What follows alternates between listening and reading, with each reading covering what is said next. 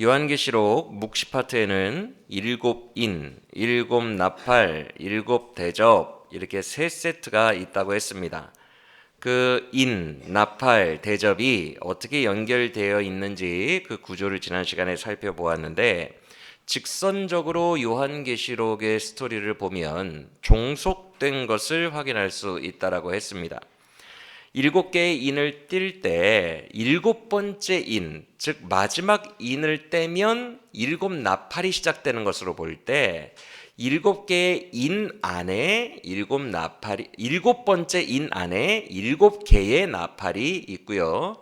또 일곱 번째 나팔이 부러질 때 일곱 대접이 그 안에 종속되어 있다라는 이런 종속의 구조를 일직선으로 계시록을 볼 때 확인할 수 있다라고 배웠습니다. 근데 직선적으로만 보면은 또 오류에 빠질 수 있어요. 왜냐하면 계시록은 사도 요한이 저자이기 때문에 요한복음과 요한일서에서 여러분들이 이미 확인하신 바 된 그 저자의 특징, 나선형 구조를 그의 문서에 늘 담아놓는다라는 특징을 배우셨다시피 요한계시록에도 나선형 구조가 되어 있기 때문에 직선적으로만 읽으면 분명히 다 멸망한 것 같은데 왜 또 시작이지? 이렇게 생각이 될 수 있어요. 분명히 되게 큰 타격을 받았는데 이전에 뭔가 다시 시작하는 느낌이 들어요. 그것은 나선형 구조로 다시 빙글빙글 돌아오는 겁니다. 그래서 직선적 구조로 보면 점점 멸망이 긴박해져 가고 심화되는 그런 종속되는 구조를 가지고 있지만 그렇게만 또 계시록을 볼 수는 없다. 나선형 구조도 염두에 두고 볼 때 계시록에 가장 잘 이해가 된다라고 지난 시간에 계시록 묵시 파트 들어가기 전에 구조 설명을 드렸습니다. 기억나시죠? 그래서 우리가 지난 시간에 그 구조 배우고 그 다음에 첫째부터 넷째 인까지의 의미를 공부했어요. 정확하게는 다섯째 인까지 공부했는데 첫째부터 넷째까지가 세트니까 한번 우리가 다시 그 본문을 보시면 말들이 튀어나가죠. 인 하나씩 뗄 때마다. 그런데 그 말들이 튀어나가는 부분은 스가랴서에 이미 색색깔 말들, 온 세상에 두루 다니는 색색깔 말들 그 컨셉이 스가랴서에 두 번이나 나와 있기 때문에 스가랴서를 요한계시록이 인용했다. 그대로 가지고 와서 묵시문학, 그것도 묵시문학 장르거든요. 스가랴 그 부분도 묵시문학을 그대로 구약에서 인용하고 그걸 답습하고 있다라는 것을 배웠습니다. 즉 구약과 다른 신약 성경들에 대단히 의존하고 있어요. 계시록이. 그것을 오늘도 우리는 다 확인해 볼 거예요. 왜냐하면 계속해서 거듭 말씀드린 것처럼 이번 계시록 강해가 이렇게 늘어지고 길어지는 이유는 신천지의 이만희가 다른 성경과의 연결고리를 다 차단하고 계시록만큼은 굉장히 신비로운 책이기 때문에 하늘에서 뚝 떨어진 신비로운 책이기 때문에 닫혀진 책이기 때문에 자기만 해석할 수 있다. 그래서 해석의 독점권을 가지고 이만희가 그렇게 요한계시록 가지고 장난을 치잖아요. 그래서 이번에는 요한계시록이 얼마나 그렇게 안 신비로운 책이고 독자적이지 않은 책인지 다른 성경들과 얼마나 거미줄처럼 연결되어 있고 하나도 신비롭지 않고 다른 성경들에 다 나와 있는 거 복사 붙여넣기 한 성경이다. 그래서 다른 성경들과의 65권과의 연결고리 속에서 해석을 해야 바른 해석이고 이만희처럼 독점권을 가지고 있는 것처럼 아무렇게나 해석하는 것은 바른 해석이 아니다라는 것을 여러분에게 알려주기 위해서 이번에 요한계시록을 하기 때문에 오늘도 다른 성경들을 샅샅이 살펴보며 요한계시록이 얼마나 다른 성경들을 의존하고 있는지 우리가 함께 확인해 보려고 합니다. 어쨌든 지난 시간에서 흰 말이 제일 먼저 튀어나가죠. 첫 번째 인을 떼자. 흰 말은 뭘 상징한다 그랬어요? 이단을 상징한다 그랬죠. 신천지와 같은 이단, 예수님의 정통교회를 대적하는 흰 말을 타신 예수님을 따라하는 존재라고 말씀드렸습니다. 나름대로 관도 쓰고 있고 무기도 들고 있죠. 활도 들고 있죠.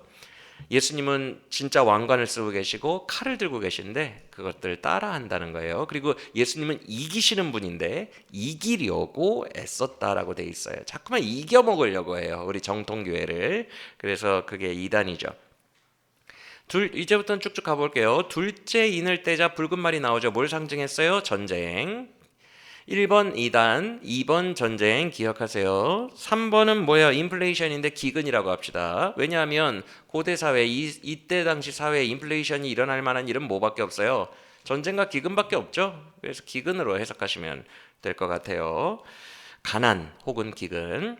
넷째는 뭐예요? 넷째 말 사망이죠. 사망. 각종 재난들의 세트들을 통해서 어찌됐건 하여튼 사망을 시키는 것이라고 말씀을 드렸어요. 이렇게 네 가지 재앙을 인을 뗄 때마다 언급하신 후에 다섯 번째 인에서는 뜬금없이 어떤 사람들이 등장했었어요? 기억나십니까? 순교자들이 나오죠. 그래서 뭐라고 해요? 예수님에게 하소연하죠. 대체 언제 종말이 오냐고, 언제까지 기다려야 되냐고 하소연을 합니다. 악을 빨리 멸하시고 하나님의 나라를 이루어 달라는 하소연이죠. 그때 예수님이 그들을 어떻게 격려하신다 그랬죠? 흰옷, 구원받은 흰옷을 주시면서 동시에 너희는 되게 영광스러운 일을 한 거야. 순교자라는 것은 엄청난 영광이야. 그래서 아직 너희들 말고도 예정된 자들 중에, 성도들 중에 순교가 예정된 자들이 있어. 그 순교가 예정된 그 영광스러운 자녀들이 영광을 다 돌리고 멋지게 죽을 때까지 다 기다렸다가 순교자의 수가 다 차면 그때 세상을 끝낼 거야. 조금만 더 기다릴 수 있겠니? 라고 위로하시는 장면이 나온 거 배웠습니다. 맞습니까? 이렇게 다섯 개의 인을 지난 시간에 살펴봤어요. 그리고 이제 우리가 오늘 여섯 번째 인 살펴볼 거거든요. 그래서 6장을 마무리할 건데, 방금 전에 우리가 다섯 구절 읽어봤지만 여섯 번째 인은 대략 어떤 내용이에요? 읽어보니까 하늘과 땅에 어떤 거대 질서와 구조가 붕괴되는 이야기입니다. 대략적으로. 자, 그러면 이제 이 여섯 번째 인도, 다섯 구절에 해당하죠. 여섯 번째 인도 구약과 신약 전체 다른 성경들과 어떻게 연결되어 있고 다른 성경들에게 의존하고 있고 또한 다른 성경들의 지지를 받고 있는지 우리가 함께 살펴볼게요. 여섯 번째 인도. 일단 우리가 지금 이 순서 여섯 개의 순서를 외우세요. 이단, 전쟁, 인플레이션, 기근, 각종 재난으로 인한 사망, 순교자, 그 다음에 우주의 붕괴, 해와 달과 별의 붕괴.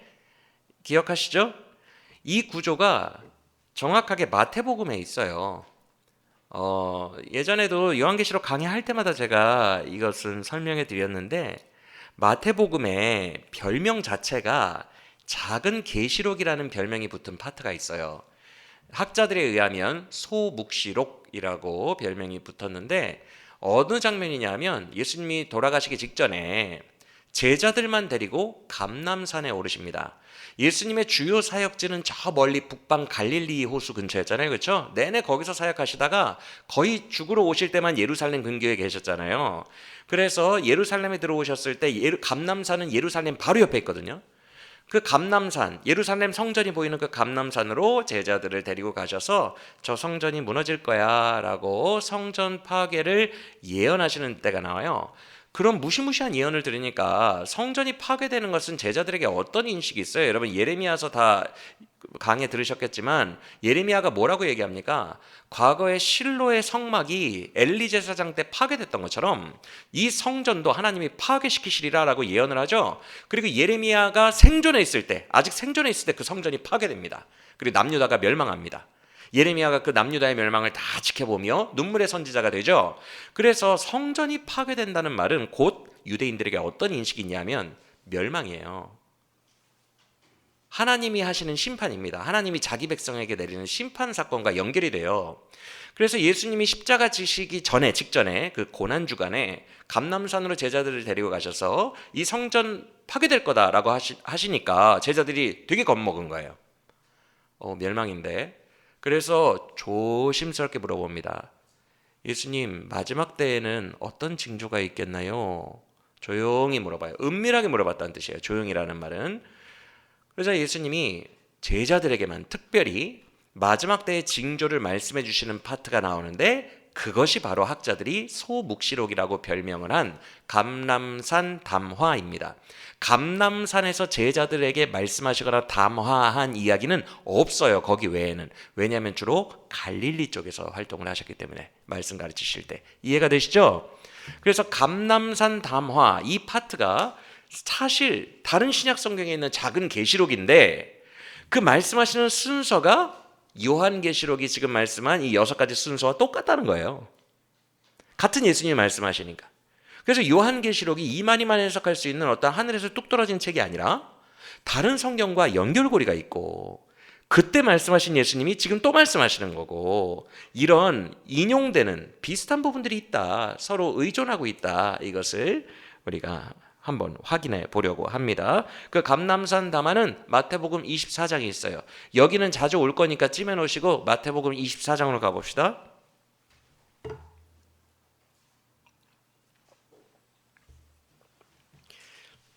신약 성경의 첫 번째 책이니까 금방 찾으셨죠? 마태복음 24장 3절을 볼까요? 3절. 3절에서 제자들이 조용히 물었다고 돼 있어요. 맞습니까? 이 조용이라는 단어가 은밀하다는 뜻이에요. 왜냐하면 바울 서신을 보면 이단들이 조용히 너희 가운데로 들어와 너희를 미혹하고 부녀자들을 미혹하니 조용히 들어와. 이단들이 들어올 때 보통 조용이라는 신약 헬라어를 많이 씁니다. 바울 서신이든 어디든. 그래서 이 조용이라는 말은 이단들이 살금살금 들어오듯이 제자들이 은밀하게 물었다는 거예요. 조용히 물어봅니다. 뭐라고 물어봐요? 세상 끝에 어떤 징조가 있을까요? 징조에 대해서 물어봅니다. 징조. 그러자 4절부터 내가 얘기해 줄게. 너희들에게만 특별히 얘기해 줄게. 라고 세상 끝날의 비밀을 말씀해 주시는데 4절에서 첫 번째로 나오는 징조가 누가 등장한대요? 5절에. 이단들 등장한대요. 다 내 이름을 팔아서 내가 그리스도다. 그리스도가 뭐예요? 구원자다. 이만희처럼 내가 구원자다. 내가 구원자다. 이러면서 난리가 나겠으나 소란스럽겠으나 너희는 그들에게 절대 미혹당하지 마라. 라며 첫 번째 인의 순서대로 이단들이 발생하는 것이 징조다라고 말씀하십니다. 맞습니까? 그리고 7절에서는 두 번째로 말씀하시는 게 뭐예요? 붉은 말이 뛰어나갔는데 두 번째 인이 민족과 민족이 대적하여 전쟁을 일으킬 거라고 말씀하시죠. 그렇죠? 그리고 7절의 마지막에는 세 번째 인에 해당하는 기근 말씀하시죠. 그리고 7절의 더 마지막에는 각종 재앙에 해당하는 네 번째 인과 비슷한 지진과 같은 자연재해를 언급하십니다. 맞습니까? 그러더니 다섯 번째 인이 순교자였죠. 8절 다음에 9절에서 바로 누구 이야기를 해요? 꺼내요? 순교자 이야기를 꺼냅니다. 순서가 똑같아요. 그런데 일단 순교자 이야기 하기 전에 다섯 번째 인에 해당하는 순교자 하기 전에 8절이 중요해요. 우리가 일단 8절을 이해하고 가야 요한계시록 오늘 본문이 좀 이해가 쉽게 됩니다. 8절까지 네 가지 말에 해당하는 네 가지 재앙 말씀하셨죠? 8절까지. 네 가지까지 딱 말씀하시는 다음에 이거 다 재앙이잖아요. 사실상 이단이든 뭐든. 이 재앙을 말씀하신 후에 주님이 8절에서 뭐라고 하시냐면 이건 끝날의 종말의 그냥 시작 수준이야 얘들아. 이렇게 말씀하시는 장면이 나와요. 그러니까 오늘 우리가 보고 있는 계시록 6장은 종말의 시작 파트라는 거예요. 시작.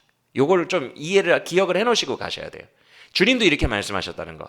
이 정도 현상들은 뭐 놀랄 것도 아니야. 시작이야.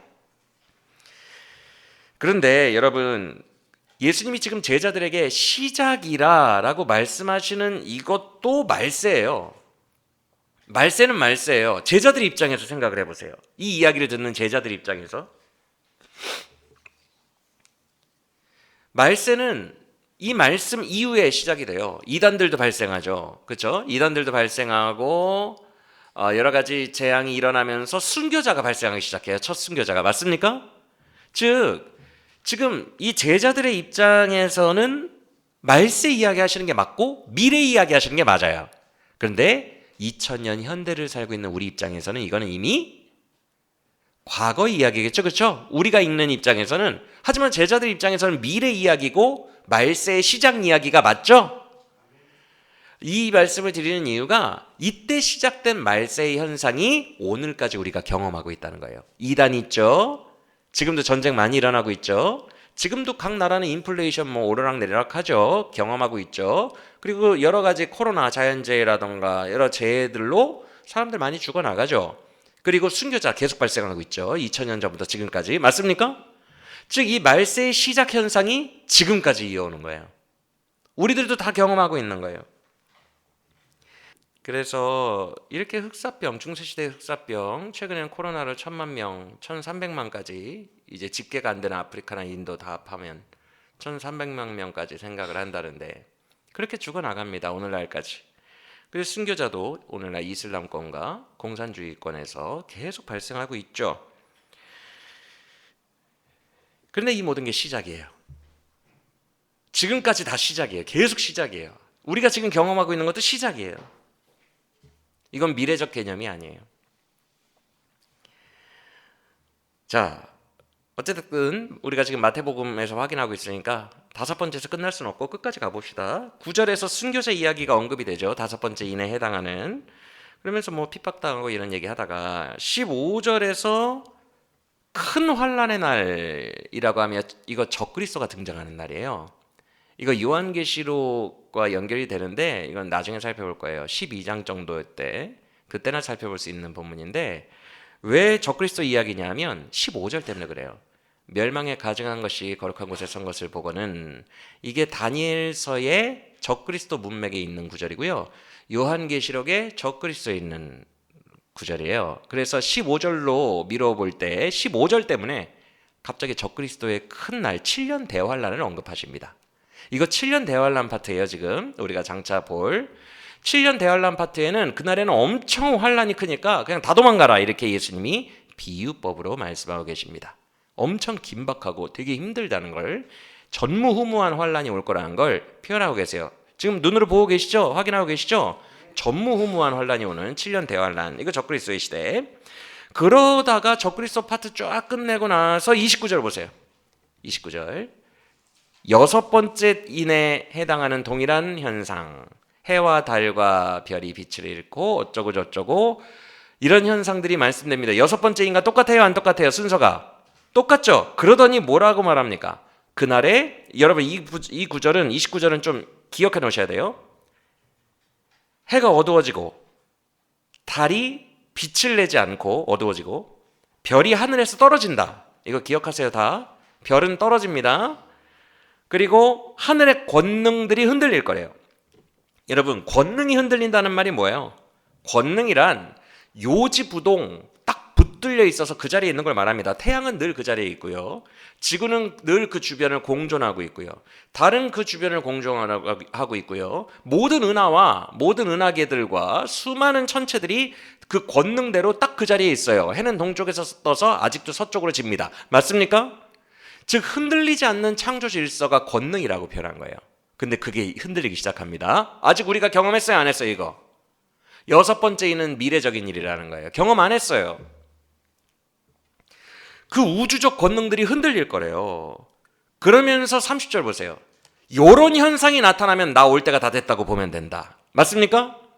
인자가 구름 타고 올 거다. 그날에 우주가 완전히 다 흔들리는 날, 그 질서가 붕괴되는 날, 그날이 내가 구름 타고 오는 날이다.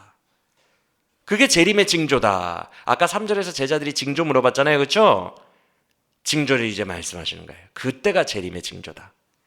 그러면서 마지막 구절에서 뭐라고 하세요? 그날에 내가 땅을 심판할 텐데 안 믿는 모든 자들은 통곡할 것이며. 맞습니까? 보이십니까? 지금 구절. 그리고 믿는 자들은 내가 택한 자들, 예정론이죠. 택함 받고 믿은 자들은 사방에서 다 모아서 하늘로부터 다 모아서 내 나라로 옮길 거다. 이런 말씀이 나옵니다. 옮긴다는 말은 안 나왔지만 이 얘기가 그 얘기라는 거 아시죠? 예. 왜냐하면 추수하여 내 백성들을 다 모아다가 알곡들은 내 곳간에 드리리라 라는 이런 복음서의 비유들이 너무 많잖아요. 말투들이. 그래서 다 모으신다는 거예요. 천국으로 들여가게 하신다는 거예요. 자, 우리가 소묵시록이라는 별명이 붙은 마태복음 버전 살펴봤는데 계시록이랑 종말에 대한 예수님의 말씀이 똑같아요? 안 똑같아요? 똑같아요. 그 6인의 순서가 이 마태복음 버전의 순서를 그대로 따르고 있다는 것이죠. 여러분, 성경은요 66권이 아주 밀접하게 맞물려 있어요. 그래서 이만희는 계시록으로 장난을 칠 수밖에 없어요. 왜냐하면 계시록이 가장 갖다 붙이기에 좋은 상징 언어가 많은 책이니까. 그런데 계시록으로 장난을 쳐서 그 결론이 자기에게로 이끌어 가게 하는 것은 거의 불가능에 가까워요. 특히 다른 성경 65권이 그걸 견제하고 있어요. 그렇게 해석 못하도록. 이해가 되십니까? 그래서 이만희는 어떻게 말하냐면 다른 성경들과의 연결고리를 끊어버려요. 그리고 요한계시록은 마치 되게 감춰진 신비로운 책인 것 마냥 나만 독자적으로 해석할 수 있다. 그 해석의 독점권을 가지고 와서 아무렇게나 갖다 풀어버립니다. 그래서 이만희의 신천지의 그 교리를 붕괴시키는 방법은 요한계시록이 정말 구약이나 다른 성경들 65권의 견제를 받고 있으며 다른 65권의 지지를 받고 있으며 다른 65권과 밀접하게 의존되고 있고 연결되고 있다는 것을 모든 구절마다 증거를 대며 그 문맥들에 근거하여 해석해버리면 이만희의 그 유치찬란한 교리는 붕괴될 수밖에 없는 거예요. 그래서 우리가 지금 이걸 배우는 거예요. 이해가 되십니까? 그래서 여러분, 모든 성경의 주인인 예수님은 일관되시죠.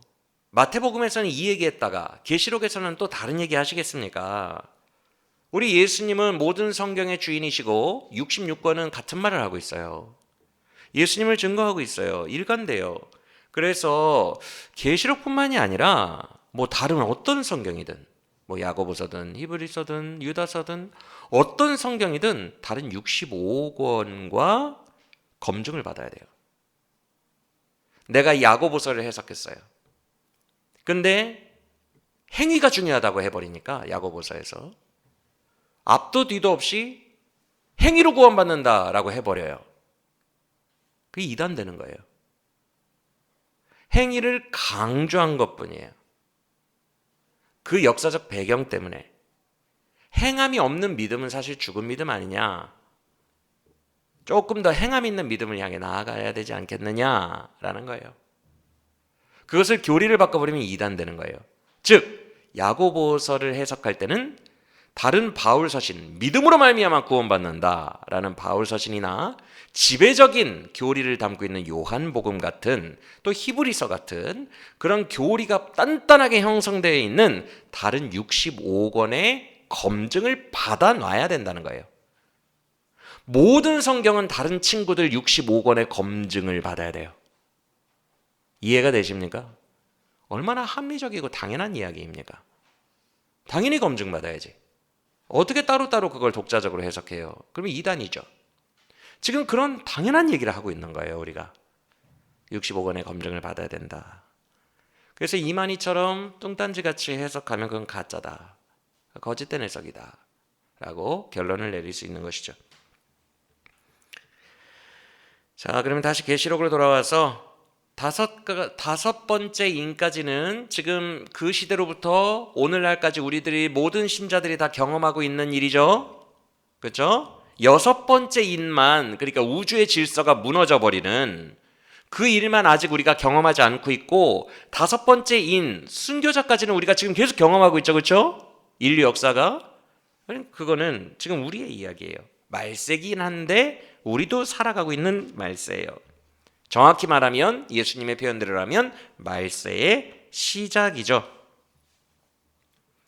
그래서 오늘 우리가 묵상할 계시록 6장의 여섯 번째 인만큼은 미래적 이야기예요. 그래서 우리는 계시록은 진짜 나선형의 구조구나라는 것을 확인해 볼 수 있어요. 만약 계시록이 직선적 구조였다면 여섯 번째 인 떼고 나면 누가 오셔야 돼요? 바로 예수님 오셔야 돼요. 바로 지금 이런 현상이 일어나면 우주가 망한 거예요. 그렇죠? 우주가 어떻게 유지되겠습니까? 해가 빛을 잃으면, 온도를 잃어버리면 지구는 그냥 냉각돼 버려요. 맞아요? 그냥 망한 거예요. 그러면 여섯 번째 인이 뜯어진 순간에는 사실 계시록이 끝나야 되죠. 근데 그렇게 안 되고 일곱 나팔이 다시 등장하는데, 일곱 나팔 때는 사람들이 다 살아있어요. 아직. 맞습니까? 그러면 이게 나선형 구조라는 거예요. 또다시 시작되는 느낌. 일단 여섯 번째 인에서 예수님 다시 오시는 날에 그 말도 안 되는 종말, 그 무시무시한 종말의 시기를 말씀해 놓고 다시 돌아가는 거예요. 그런 느낌. 그게 나선형의 구조죠. 자, 그러면 여기까지 살펴보면 이해가, 오늘 본문을 이해할 수 있는 선 이해가 이제 갖춰졌을 것 같아요. 다른 오해가 없이. 그러면 이제 이해가 갖춰졌으니 여섯 번째 인 살펴볼까요? 우리도 아직 경험하지 못한 장래일이라고 했어요. 주님 재림하시기 직전에 일어나는 일. 먼저 12절을 보시면, 요한계시록으로 오셔서 12절을 보시면 큰 지진이 일어난대요. 큰 지진 기억해 놓으세요. 그리고 그 아래 14절을 보시면 지구의 섬들과 산들이 다 사라졌대요. 지형 변화가 일어나는데 섬이 사라졌대요, 여러분. 산들이 옮겨졌는지 사라졌는지 모르겠어요. 하여튼 여기 표현대로 하면 사라진 거예요. 지형 변화가 일어납니다. 두 가지 기억하셨어요? 큰 지진과 섬과 산이 사라졌다. 기억하셨죠? 나선형의 구조 한번 증명하러 가봅시다. 16장. 되게 뒤편이에요. 16장. 16장 17절. 지금 16장은 17절은요. 일곱 인 다 떼고요. 일곱 나팔 다 떼고요. 일곱 대접 다 뗐어요. 그래서 16장 17절을 보시면 이제 진짜 마지막 일곱 번째 대접이 부어지는 끝입니다. 끝. 이해가 되시죠? 요때나 일어나는 게 여섯 번째 인이에요. 나선형 구조기 때문에 미리 말한 거예요. 자, 16장 17절 가봅시다. 그런데 마지막 대접이 부어지는데 18절 보세요. 이때 어떤 현상이 일어나요? 16장 18절. 큰 지진이 일어납니다. 기억해 놓고 오셨죠? 큰 지진. 그러다가 결국 어디를 파괴해요? 그 지진이 19절을 보시면 큰 성 바벨론이 파괴됩니다. 그 지진 때문에 맹렬한 진노의 포도주잔을 받아 큰 성이 세 갈래로 쫙쫙 갈라지고 무너질 거다라고 얘기합니다. 맞습니까? 그러니까 이 큰 지진이 일어나는 이유가 이 땅 전체예요. 여기서 바벨론은 이제 나중에 우리가 음녀 바벨론을 살펴보겠지만 이 세속 전체를 말합니다. 그래서 이 세상이 다 갈라지는 거예요. 큰 지진으로. 그리고 20절 보세요. 뭐라고 표현되어 있어요? 섬들과 산들이 나선형의 구조 증명됐어요? 여섯 번째 인이 똑같이 여기 이때 발생합니까? 그렇죠. 그리고 나서 16장 여기에서 바벨론이 멸망하고요. 17장 18장 같은 내용입니다. 멸망 찬가와 어린 양의 혼인잔치 찬가예요. 사실 역사적으로 뭔 일이 일어나는 건 없어요. 이때 멸망하는 거예요. 그리고 19장에 주님 재림하십니다. 자, 그러면 마태복음이 말하는 구조와 똑같아요, 안 똑같아요? 해달 별이 어쩌고 저쩌고 되고 지진이 나고 막 그럴 때에 인자가 구름 타고 오리라. 그 순서와 맞아요, 틀려요? 맞죠? 그것을 나선형의 구조로 6장에서 한 번 던져주고 실제로 이루어지는 건 16장 18절 이하죠. 그렇죠? 네. 이해가 지금 되시고 계시죠? 네. 성경은 이렇게 밀접하게 연결돼 있어요. 하나도 틀림이 없이 이렇게 쫙쫙 연결돼 있어요. 그리고 우리에게 계시하죠. 자, 그러면 다시 6장으로 와보시다. 확인했으니까 주님 재림 때에, 재림 직전의 일을 말씀하시는 게 6장의 여섯 번째 인이구나 알았어요. 12절 다시 봅시다. 혹시 아까 마태복음 기억하실지 모르겠는데 천체 파트가 나와요. 12절에 뭐라고 합니까? 해가 어떻게 돼요? 검어진대요. 빛을 잃는 거죠. 아까 마태복음 버전 기억 안 나실 테니까 제가 읽어드릴게요. 해가 어두워지며. 그 말이나 이 말이나 같아요? 틀려요? 표현만 다를 뿐이지 해가 검어지며 어두워진다는 뜻이에요. 그 다음 현상이 뭐래요? 계시록 버전은 달이 피처럼 된다. 빨간색이 된다는 거죠. 그렇죠? 근데 마태복음 버전은 이렇게 돼 있어요. 달이 빛을 내지 아니하며. 그 다음에 13절은요. 일단 피처럼 빨간 거 기억해 놓으세요. 또 피처럼 빨개진다. 달이. 자, 그 다음에 13절은요. 하늘의 별이 설익은 열매들처럼 우수수수 땅바닥으로. 아까 마태복음 버전 읽어드릴게요. 별들이 하늘에서 떨어지며. 일치예요? 안 일치예요? 그리고 그 다음 14절 표현 보세요. 하늘이 두루마리가 말리는 것처럼 말아져서 슉 떠나가 버린대요. 하늘이. 와, 엄청난 표현이에요. 아까 마태복음 버전은 뭐라고 표현했어요? 이 부분을 하늘의 권능들이 흔들리리라. 기억나시죠? 엄청난 사건이 일어나는 거예요. 이건 여러분 공포 그 자체입니다. 여러분 쓰나미만 30m짜리가 와도 인간은 압도당해서 도망갈 의지도 없어요. 다리가 풀려서 주저앉아 버려요. 내 눈앞에서 30m 쓰나미만 와도 다리 풀립니다. 근데 우주가 지금 말아진다고요? 두루마리처럼? 그 공포는 여러분 상상도 할 수 없어요. 주님 오시는 날이 그렇다고요. 압도적인 공포예요. 쓰나미 30m랑은 비교가 되지 않아요. 모든 우주가 붕괴되기 시작합니다. 녹아내려요. 그거 감당할 수 있겠어요, 여러분? 성경은 그 종말의 모습을 이구동성으로 얘기합니다. 모든 성경이. 우리가 그걸 확인해 볼 거예요. 자, 그러면 지금 계시록에서 그리고 마태복음 두 개 읽었죠. 마태복음 버전과 계시록 버전에서 뭐 해가 빛을 잃고 이런 여러 표현들, 같은 얘기인데 여러 표현들 읽었죠? 그 정도는 기억하시리라고 생각하고 다른 문서들로 가봅시다. 기억해 놓으시고 요엘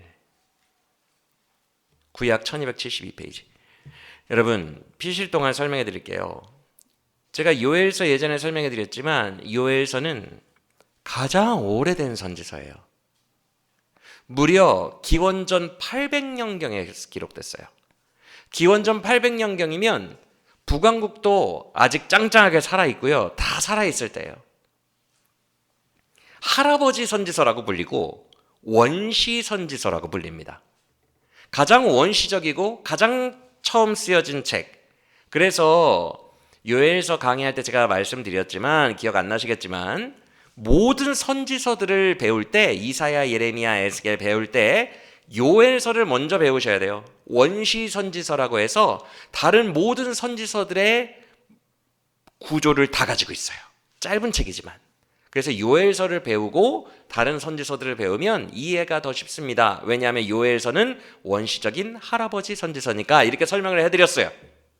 그런데 그렇게 원시적인 요엘서, 여러분 지금 지구 종말과 우주의 종말과 얼마나 떨어져 있어요? 기원전 800년대에 써졌다고 하면 제일 멀리 떨어져 있는 책이 요엘이죠? 근데 얼마나 정확하게 그리고 계시록과 마태복음과 똑같이 예언하고 있는지를 한번 봅시다. 이런 것들을 여러분들이 성경 통독 때 읽어 나가면 전율을 느낄 거예요.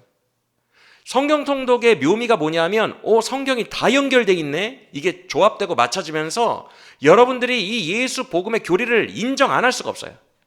성경이 다 맞춰지는 것을 경험하게 됩니다. 근데 이 요엘서도 너무 놀라워요. 가장 원시적인 책인데 2장 10절을 봅시다. 2장 10절 여호와의 날에 무슨 일들이 일어나는지에 대한 예언인데 여호와의 날 기억해 놓으세요. 표현을 보세요. 제일 먼저 지진은 공통이죠. 그리고 하늘이 떨어요. 하늘이 떨어. 하늘의 권능이 흔들린다. 마태복음 버전 기억나십니까? 하늘의 권능들이 흔들린다. 하늘이 떨어요. 그리고 해가 검어지고 요한계시록이 검다라고 했는데 맞습니까? 달도 빛을 잃고 달색이 바뀌었죠? 마태복음 요한계시록에서 별도 빛을 거둔다. 즉 해, 달, 별 세 광명체가 변화가 일어난다라고 말씀하고 있어요. 그리고 그 아래 11절을 보시면 여호와의 날은 절대 좋은 날이 아니라 이렇게 크고 두려운 날이고 그 앞에 감히 설 자가 없는 날이 될 거다라고 말씀하는 장면이 나옵니다. 이런 거 다 기억해 놓으셔야 돼요. 우리가 다음 거 볼 때. 그런데 진짜 지진 나고 해가 검어지고 해, 달, 별이 이상해진다는 얘기를 이 원시 선지자도 했네. 신기하네. 더 전율적인 내용이 있어요. 더 분명하게 비슷한 거 요엘 2장 31절로 가봅시다. 요엘 2장 31절. 보세요. 여호와의 크고 두려운 날. 여호와의 날은 하여튼 두려운 심판 날이에요. 여호와의 크고 두려운 날, 즉 주님이 오시기 직전 날이에요. 주님 재림하시기 직전 날에 어떤 현상이 일어나는데요. 해가 검어진다. 계시록 표현과 일치하죠. 그리고 달이 어떻게 돼요? 달이 핏빛 같다는 거 누가 썼는데 어디에 있었어요? 요한계시록 기억나시나요? 요런 것들이 이제 이만희가 꼼짝 못하는 거예요. 복사 붙여넣기 수준입니다. 복사 붙여넣기. 달에 대한 천체의 변화, 여호와의 크고 두려운 날을 설명할 때 달이 핏빛이 된다. 요엘서와 일치합니다. 맞아요?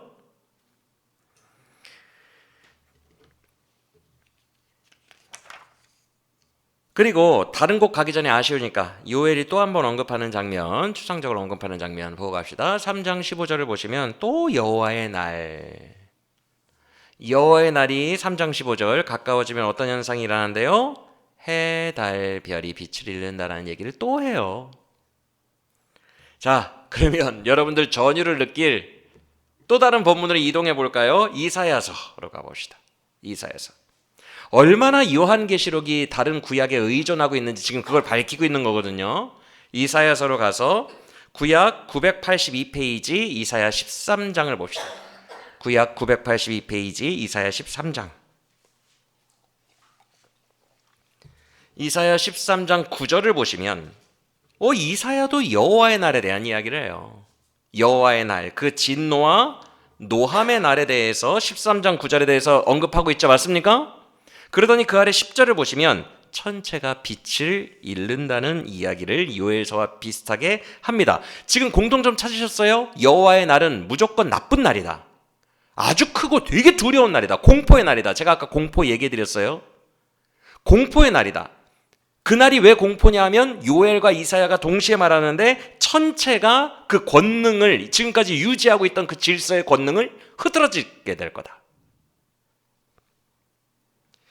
여러분, 구약의 선지자들이 이구동성, 아니 구약뿐만이 아니라 마태복음, 요한계시록도 그렇고 베드로후서도 그렇고 이구동성으로 말하는 종말의 날의 특징은 천체의 이상현상이 일어나는 거예요.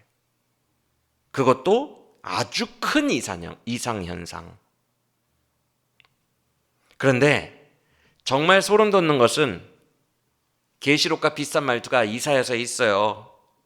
요거 확인하시면 여러분들도 아마 소름이 돋을 거예요. 34장 4절로 가봅시다. 이사야 34장 4절. 이사야 34장의 제일 위에 34장 제일 위에 제목 보실래요? 여호와께서 원수들을 멸하시던 날이라고 되어 있죠? 최후 심판입니다. 지금 파트가 문맥이 심판 파트예요. 원수를 멸하시는 날이에요. 여호와의 크고 두려운 날이에요. 자, 4절 봅시다. 하늘의 만상이 사라진대요. 여기 만상 밑에 각주 있는 분들은 뭐라고 써 있어요? 1월 성신이 뭐죠? 해, 달, 별입니다. 계속 말하고 있는 거예요. 모든 성경들이 다 해, 달, 별, 1월 성신. 그 만상이 사라지는데 권능이 흔들리는 거죠. 근데 그 다음 말투가 소름이에요. 기억나실지 모르겠어요. 뭐라고 표현해요? 하늘이? 이거 복사 붙여넣기인데 어디에서 그랬어요? 계시록에서. 기억나세요? 이거 거의 전율이잖아요. 요한계시록의 저자가 요엘서의 달이 핏빛처럼 변한다는 걸 그대로 따왔고 이사야서에서는 하늘이 두루마리처럼 말리고 만상이 사라질 거다. 1월 성신이 다 사라져버릴 거다. 그날에. 그대로 가져왔어요. 맞습니까? 요한계시록이 엄청나게 의존하고 있는 거죠. 거의 복사 붙여넣기 수준으로. 자, 이 외에도 엄청 많은데 다 찾아보기 귀찮으니까 제가 그냥 읽어드릴게요. 에스겔서 열국 심판 파트 에스겔이에요. 내가 너를 불 끄듯 할 때에 하늘을 가리며 별을 어둡게 하며 해를 구름으로 가리며 달로 빛을 비추지 못하게 하리라. 해, 달, 별 다 나왔어요. 맞습니까? 빛이 사라진다. 요엘과 똑같은 말이죠. 맞습니까? 아모스서 여호와의 날이 어찌 비치겠느냐? 어둠이요. 그날은 빛이 아니니라. 내가 해를 정오에 지게 하리라. 한낮인데 해를 지게 하리래. 빛을 잃어버리겠대요. 아모스였어요. 스바냐, 여호와의 큰 날, 그날은 분노의 날이며 캄캄하고 어두운 날이라. 계속 캄캄 어두움 이런 얘기 하네. 여러분, 지금 스바냐 몇 개입니까? 여호와의 큰 날은 심판의 날이고 엄청 공포의 날인데, 그날의 특징이 천체가 어두워진다. 이 말은 지금 몇 명이 한 거예요? 요엘, 스바냐, 에스겔, 이사야, 아모스. 성경은 다 연결돼 있어요. 그 누구도 다른 소리를 할 수가 없어요. 예레미야, 그날에는 땅이 혼돈하고 공허하며 하늘에는 빛이 없을 거라. 빛이 없을 거라. 그날에는. 열국 심판, 최후 심판과 관련한 내용이 있는 선지서는 다 얘기합니다. 여호와의 크고 두려운 날에 대해서.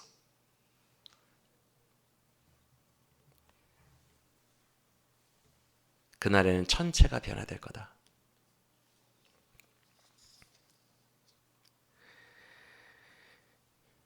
이만희는, 여러분 그거 보셨어요? 제가 10분, 앞부분 10분 보시면 신천지를 엄청 잘 요약했다라고 말씀드리는 게 있었는데, 그거 혹시 보셨나요? 그거 정도는 꼭 보세요. 왜냐하면 워낙 신천지에 대한 다양한 정보들을 제가 이렇게 드리다 보니까 전체 그림이 안 잡힐 수 있는데, 그 뉴스에서, 뉴스인지 뭔지 기억은 안 나는데 너무 옛날에 올려서 초반 10분은 그 캐스터가 물어봐요. 신천지는 어떤 곳입니까? 그러니까 신천지 전문가 그 할아버지가 10분 동안 설명을 해줘요. 그거는 정말 신천지를 잘 요약한 거예요. 그 전체 윤곽을 잡기 너무 좋아요. 혹시 안 보신 분 있으면 꼭 보세요. 10분 만에 신천지는 이러이러한 종교이기 때문에 이러이러한 모습을 가지고 있구나. 딱 잡힙니다. 바로 잡혀요. 그런데 거기에서 설명을 해주죠. 이만희가 주장하는 게 뭐예요? 이 대한민국의 천국을 만들겠다는 거예요. 이 첫째 우주, 이 지구, 이 대한민국의 천국을 만들어서 육체 형상하면서 이 땅에서 영원히 살겠다는 거예요. 말도 안 되죠. 지금 모든 선지서와 모든 성경이 다 여호와의 크고 두려운 날이 임하면 우주가 다 망할 거라고 얘기하는데, 맞습니까? 말도 안 되는 거짓말이죠. 우주의 권능이 흔들릴 때예요. 그때는 해달 별이 무너지는 압도적인 공포를 온 인류가 경험하게 될 겁니다. 쓰나미 정도와는 비교할 수가 없어요. 하늘이 무너지는 걸 경험하게 될 거예요. 그래서 여러분, 그날에는요, 물이 바다 덮은 같이 여호와의 영광을 온 인류가 인정하지 않을 수가 없어요. 왜? 눈으로 보거든. 우주가 사라지는 걸. 압도적인 공포. 그냥 하늘에서 영화처럼 운석 떨어져 가지고 쾅 뉴욕시를 치고 그 정도가 아닙니다. 그 공포도 인간이 감당 못 하거든요. 핵폭탄도 감당 못 하거든요. 그것과 비교가 안 돼요. 어디를 운석 떨어지는 정도로 비교합니까? 하늘이 두루마리처럼 말려서 사라진다는데. 베드로후서에서는 모든 물질과 우주가 녹아내린다는데. 녹아내려요. 요한계시록 20장에는 다 녹아 풀어 없어진다는데. 녹아서 풀어 없어져요. 지구가, 우주가. 그때 온 인류는 빼도 박도 못하게 주님을 인정하게 된다는 거예요. 그 공포 속에서. 그래서 모든 선지서가 말하는 거예요. 여호와의 크고 두려운 날은, 여호와의 날은 너희가 원하는 것처럼 행복하고 좋은 날이 아니라 압도적 공포의 날이 될 거다. 모든 선지서가 다 예언해 놓고 있다고요. 계시록까지. 그날이 올 겁니다. 그날 예수 구원 못 받은 사람은 두려움에 떨게 돼 있어요. 그걸 어떻게 견뎌요? 요엘서 2장 31절 마지막 말투 기억나세요? 여호와의 크고 두려운 날이 이를 때에 누가 감히 그 앞에 서리오? 못 섭니다. 압도적 공포 앞에 덜덜덜덜 떨게 돼 있어요. 주님 재림하시기 직전에. 엄청 무서운 거예요. 대한민국의 천국을 만들었다? 신천지? 그때 벌벌 떨게 될 거예요. 지구가 소멸하는 것을 보며.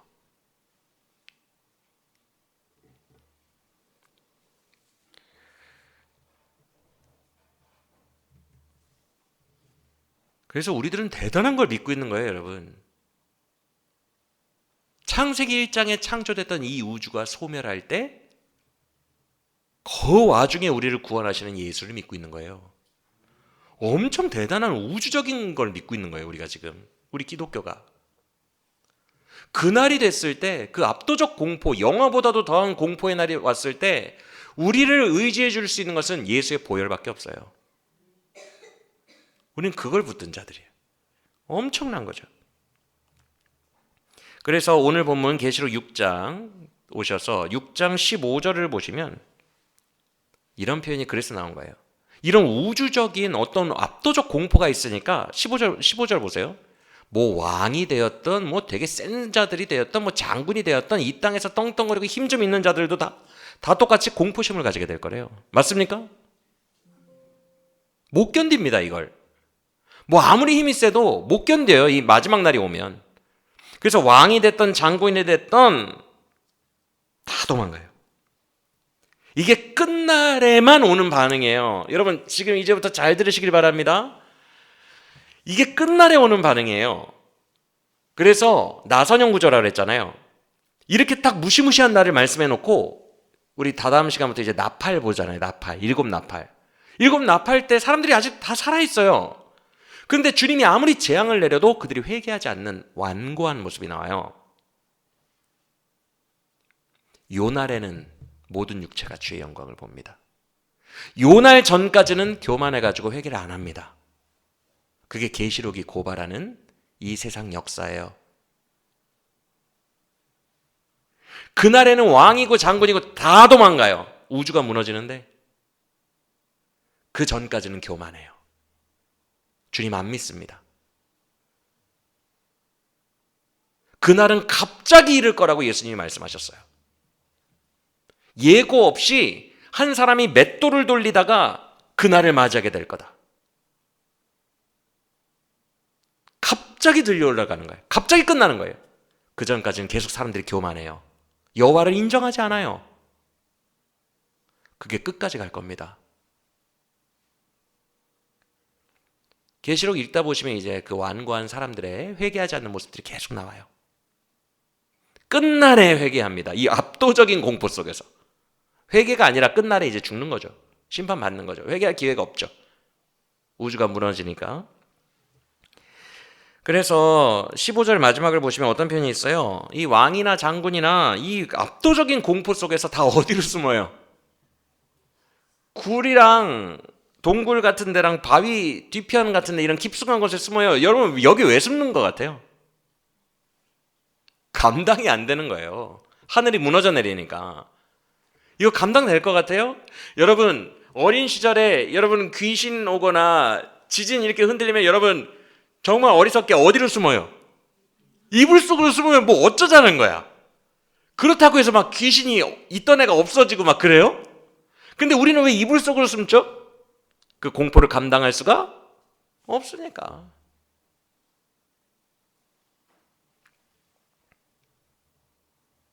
그래서 아까 요엘이 진노의 날에 크고 두려운 날에 누가 감히 그 앞에 서리요? 못 섭니다. 다 도망갑니다. 다 너무 그 공포를 견뎌낼 수가 없어서 멘붕에 빠져요. 그게 여호와의 크고 두려운 날이에요.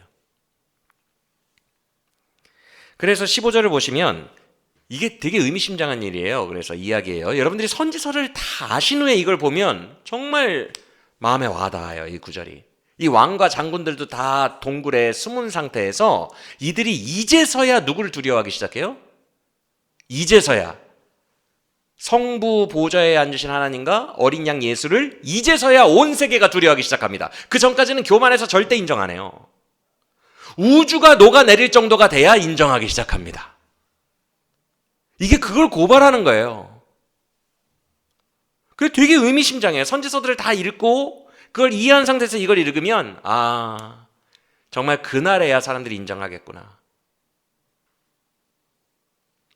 그래서 그 아래에 계시록 17절을 보시면 똑같이 요엘처럼 말해요. 뭐라고 말합니까? 크고 두려운 날이라. 진노의 큰 날이 이르렀으니 누가 능히?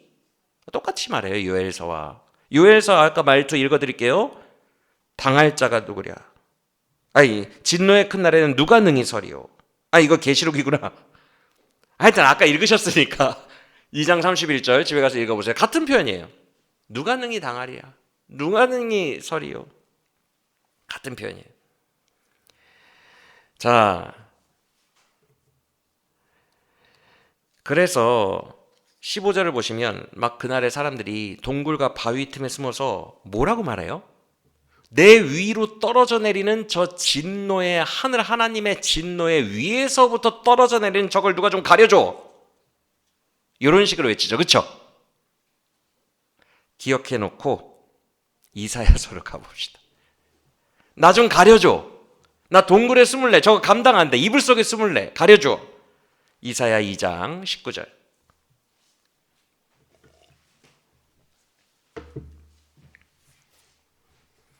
이사야 2장 19절. 그날의 사람들이 암혈이 뭐예요? 암의 혈. 돌 바위에 갈라진 틈이잖아요. 그럼 동굴이죠. 암혈과 토굴로 들어가서 그 영광의 진노를 피할 거래요. 맞아요? 똑같이 표현되어 있죠? 그 아래 20절 보세요. 2장 20절. 사람들이 우상을 그날에는 던져버릴 것이라. 이게 여호와의 영광을 인정하기 시작하는 거예요. 그날쯤 돼야 정신 차린다고요. 그 전까지는 우상 믿고 있다가 그날에는 우주가 무너져 내리니까 우상 다 던져버려요. 그리고 21절. 암혈과 바위 틈에 들어가서 영광을 피할 거다. 이런 내용이 이미 이사야서에 있죠. 그리고 아까 계시록에 그 바위 밑으로 숨어서 나 좀 가려줘 라고 했던 거 기억나죠? 호세아로 가봅시다. 호세아 10장 8절. 호세아 10장 8절.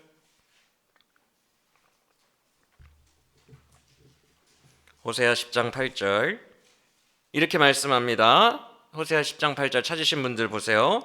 그들이 멸망받는 그들이 이르기를 산들에게 이르기를 산아 나를 좀 가려줘. 작은 산들에게 이르기를 우리 위에 엎드려서 좀 가려줘. 맞습니까? 이게 선지서의 말투예요. 공포심이 차라리 여러분 산이 내 위에 산사타가 일어나서 나를 깔아뭉개면 얼마나 아프겠어요.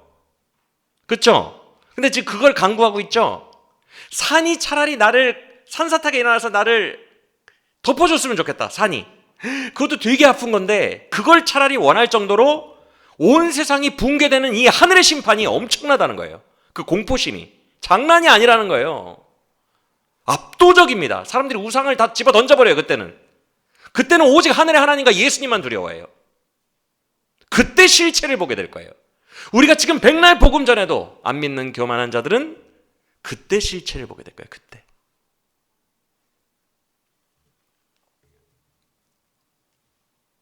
그래서 아까 이사야서 2장 봤죠? 그 뒤에 어떤 내용이 있어요? 그날에 모든 육체가 주의 영광을 인정하게 될 거다. 하박국에도 있죠. 물이 바다 덮음 같이. 이사야서에도 있어요. 그날쯤 돼야 모든 육체가 다 인정하게 될 거다. 하나님을. 그날 전에는 인정 못합니다. 이 구조를 여러분들이 꼭 알고 계셔야 돼요. 이게 온 성경이 말씀하는 이 세상의 비밀이에요. 우리가 아무리 전도해도 대다수의 사람들은 끝날까지 안 믿을 거예요.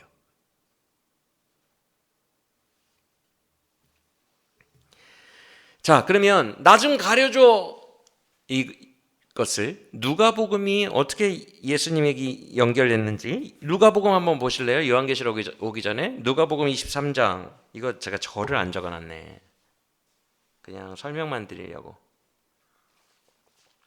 누가복음 23장 어딘지 여러분이 찾아보세요. 그때 사람들이 산들에게 이르되 우리 위에 무너지라 하며 작은 산들에게 우리를 덮으라 하리라.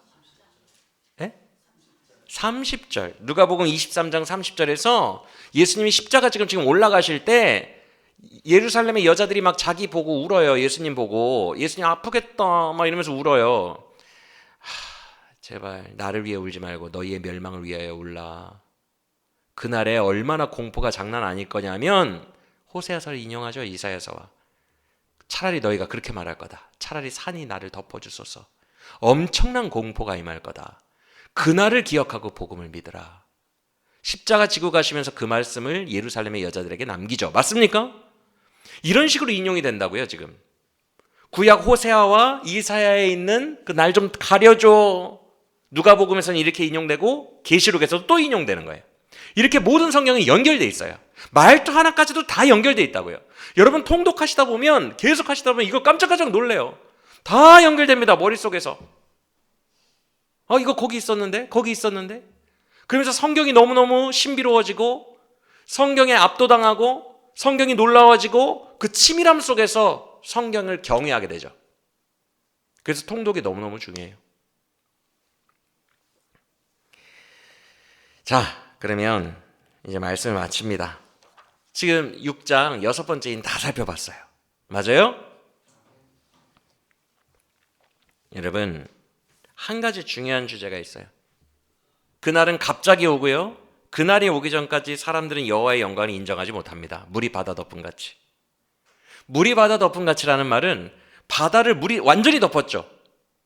그것처럼 전체 70억 인구 중에 단 한 명도 여호와를 인정하지 않는 사람이 없다는 뜻이에요. 덮어버린다는 거예요. 완전히 100%. 그런 날은 오지 않습니다. 언제 와요? 제일 마지막에 우주가 무너지는 날, 그날 압도적 공포 속에서 사람들이 70억 인구가 다 그때는 두려워할 거예요. 그때는 인정할 거예요. 여호와의 영광을. 그 전까지는 안 온다는 거예요. 그 전까지는 교만하다는 거예요. 그래서 그날이 오기 전까지 우리는 힘겨운 싸움을 해야 돼요. 그 가운데서 믿음 지키면서 살아가야 돼요. 앞에 마태복음 버전에서 예수님이 제자들에게 이렇게 말씀하셨어요. 그러나 끝까지 견디는 자는 구원을 얻으리라. 끝까지 견뎌야 돼요.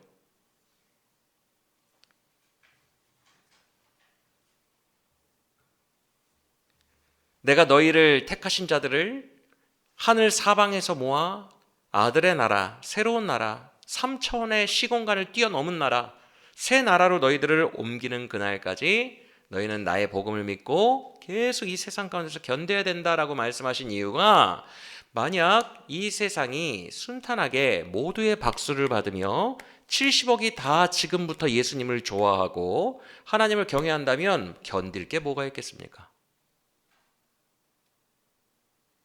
기독교는 진짜 기독교는 극히 소수예요. 사람들의 박수를 받을 수가 없어요. 제가 최근에 우리 교회 어떤 성도님에게 이런 말씀을 드렸어요.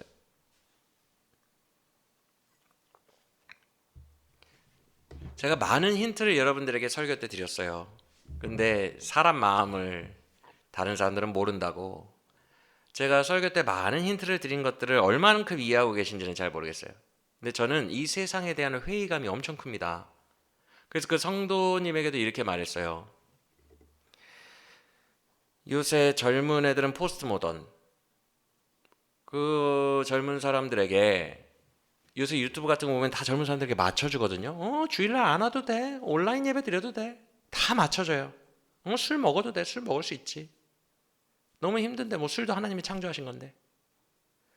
맞춰주는 교회가 인기가 많아요. 그러면서 우리는 헌금 안 걷어. 우리는 11조도 안 해. 우리는 프리해. 우리는 진짜 하나님을 믿는 거야. 우리는 건물도 세우지 않아. 아무 데서나 창고 같은 데서나 학교 빌려서 해. 우린 너희에게 돈을 요구하지 않아. 하나님은 그렇게 깔끔하신 분이니까. 술 먹어도 되고 주일 예배 안 와도 되고 온라인 예배 드려도 되고 자유롭게 살아도 되고 헌금 안 해도 되고. 기존의 전통적인 교회에서 가르치던 담론들이 다 무너지는 교회들이 인기가 많아요. 제가 그 성도님께 그랬어요. 지금까지 들어오셔서 아시겠지만 저는 이렇게 가르칩니다. 여러분의 자존심이 땅바닥에 붕괴되는 순간이 주님 만나는 날입니다. 그런 가르침을 요새 애들한테 하면 이런 기독교 믿을까요? 사실 제 안에 있는 회의감은 한국이 이미 끝났다고 봐요. 그래서 그 성도님께 그랬어요. 이제 베트남으로 가야 되나. 거기는 아직까지 사람들의 의식 구조가 전통적이고 한 80년대 수준인데 당신의 무너지는 그 순간이 예수님 믿는 날입니다. 이런 게 아직까지 그래도 먹힐 텐데.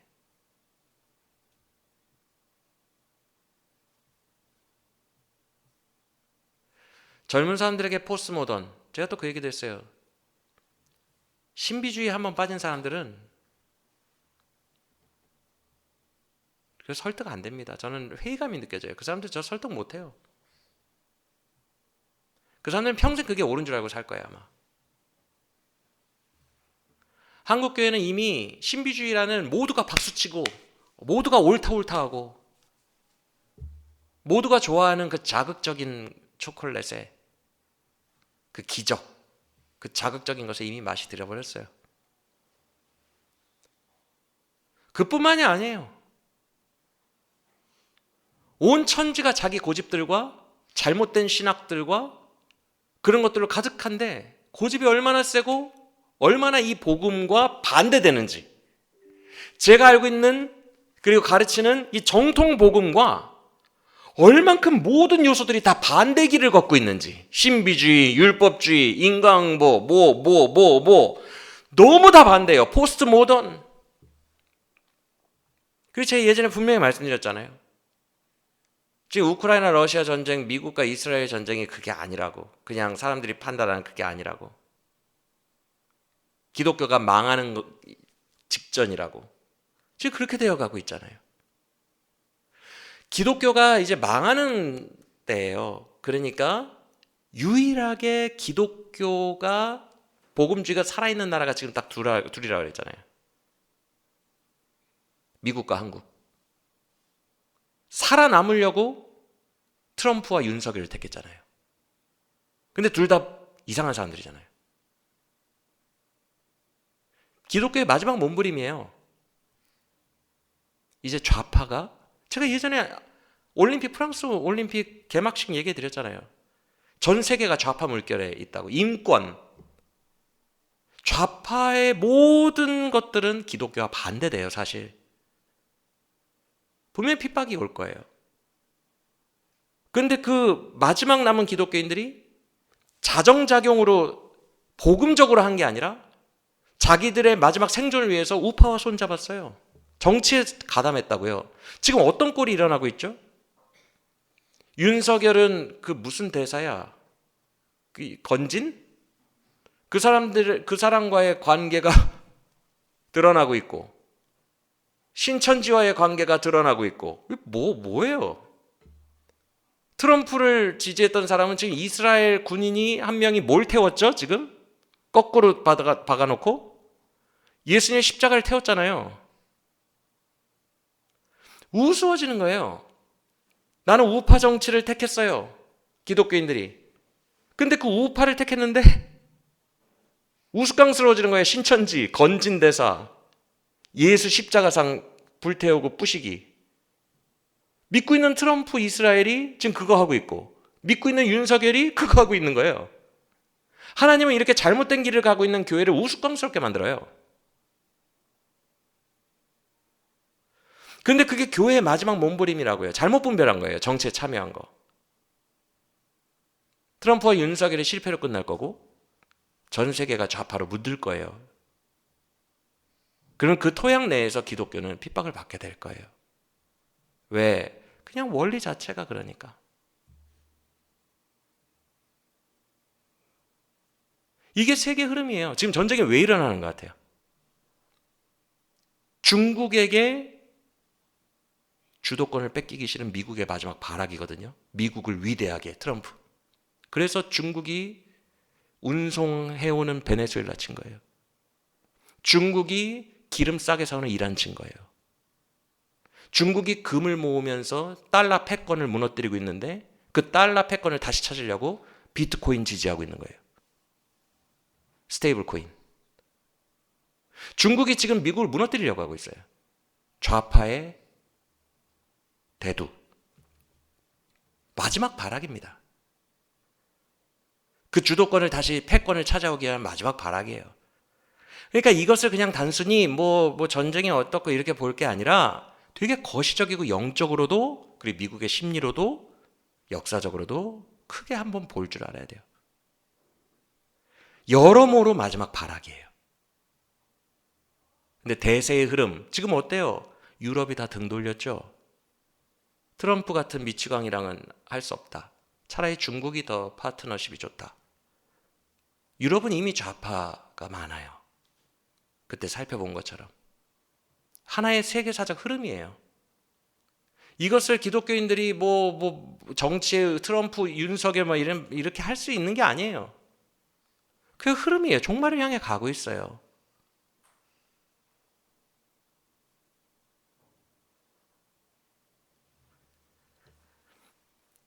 거기에 아까 제가 말씀드린 조금 더 미시적인 거, 한국의 신비주의, 골수들, 아주 그냥 신비라는 거에 폭 빠져가지고 기적에 폭 빠져서 절대 그 뇌가 견고해져서 절대 포기 안 하는 그 골수들, 인과응보, 기복신앙, 율법주의, 정치에 가담하는 말도 안 되는 사람들, 수많은 잘못된 비복음적인 사람들, 이걸 내가 설득할 수 있을까? 다음 세대를 설득할 수 있을까? 술 먹으면 안 돼, 11조 내야 돼, 주일 예배는 꼭 교회 와서 드려야 돼, 빠지면 안 돼, 주일 성수해야 돼. 과연 애들이 올까? 차라리 더 서정적이고 아직까지 옛날 문화가 남아있는 베트남 애들이 낫지 않을까?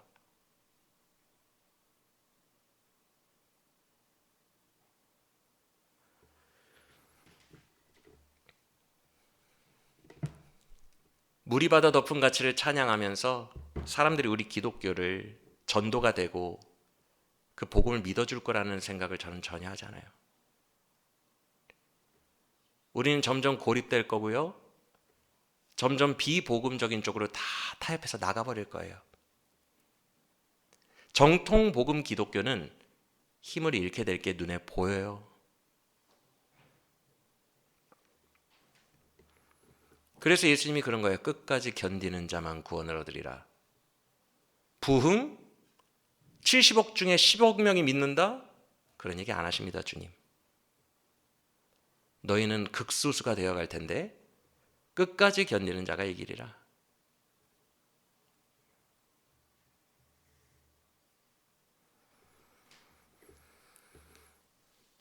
교회가 흔들리고 이만희뿐만 아니라 수많은 잘못된 것들에 미혹되고 세상의 핍박을 이제 받게 될 거고 점점 더 받게 될 거고, 그리고 교회 자체는 힘을 잃어서 온실속 화초처럼 그 굳셈이 사라지고 약해질 거고 타락할 거고, 요때 버티다가 여호와의 크고 두려운 날을까지 버티는 사람만 구원받아요.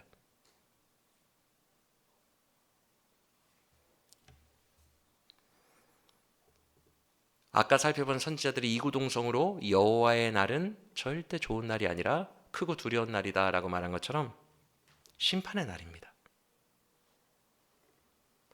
모두가 박수치는 기적 신비주의 아니에요. 욥기 살펴보고 있는데 인과응보, 기독교에만 있는 게 아니에요. 인과응보는 무속에도 있어요. 조상들한테 잘해봐 복받지, 이슬람에도 있어요. 모든 종교는 다 인과응보를 따르고 있어요. 심지어 모든 나라의 교과서 도덕책도 권선징악을 아이들에게 알려줘요. 그게 뭐 기독교입니까? 인과응보는 기독교가 아니에요.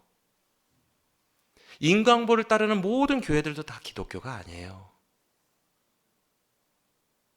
세계 보편적인 모든 종교들이 다 따르는데,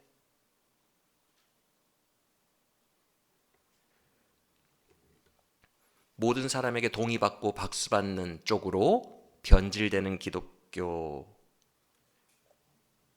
많아질 거고 점점 더 힘들어질 거예요. 그래서 70억 인구 전체가 하나님의 영광을 인정하는 날은 그날밖에 없어요. 그날에야 속 시원하게 인정하게 될 거예요. 지금 요한계시록 6장의 순교자들이 빨리 좀 끝내줘요. 속 시원하게 이렇게 외치고 있거든요. 진짜 성도는 그날에 속이 시원해집니다. 그날에 다 인정하게 될 거예요. 그 전까지는 절대 인정하지 않습니다. 진짜 복음일수록 더 많이 도망가요. 받아들이기가 힘들어서. 절대 인정하지 않을 거예요. 여러분, 이때 끝까지 견뎌야 합니다. 믿음 지켜야 합니다. 순수 복음과 천국 복음을 쥐고 있어야 돼요. 그리고 아울러 예전에 우리 교회 비전 말씀드린 것처럼 그런 자들을 모아서 마지막 때를 준비하고 요새가 돼야 돼요. 오직 바른 말씀에 붙들려 믿음 지키면서 나아가야 돼요. 그래서 택함 받은 자들의 마지막 등불이 되어 선교하는 교회로, 요새와 같은 교회로 쓰임받다가 주님 품에 안기는 우리 모두가 되기를 간절히 원합니다. 회의감이 짙을 때에는 서로 옆에 있는 몇 사람이 그 동지가 매우 위로가 돼요. 같은 가치관을 가지고 같은 세계관과 같은 마음을 가지고 있는, 같은 복음을 가진 그 동지들이 큰 위로가 됩니다. 회의감이 짙을 때에는.